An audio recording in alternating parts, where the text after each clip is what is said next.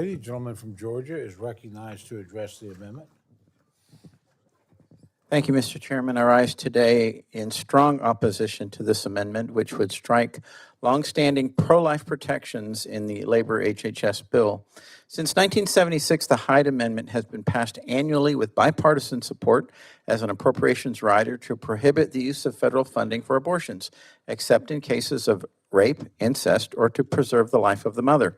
If you've ever supported a labor HHS bill that actually became the law of the land, then you have voted in favor of this amendment. Additionally, the Helms Amendment is a conscience protection that prevents HHS funding recipients from discriminating against entities because they refuse to provide an abortion that violates their beliefs. This is an essential and non-controversial First Amendment protection.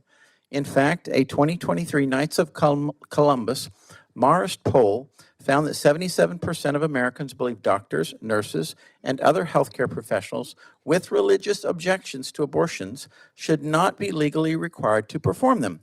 Let's be clear.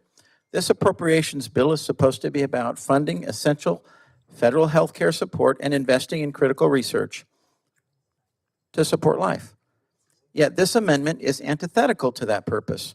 Rather than increasing support for life-saving measures, this amendment seeks to make the federal government and every American taxpayer an accomplice to the intentional murder of unborn babies.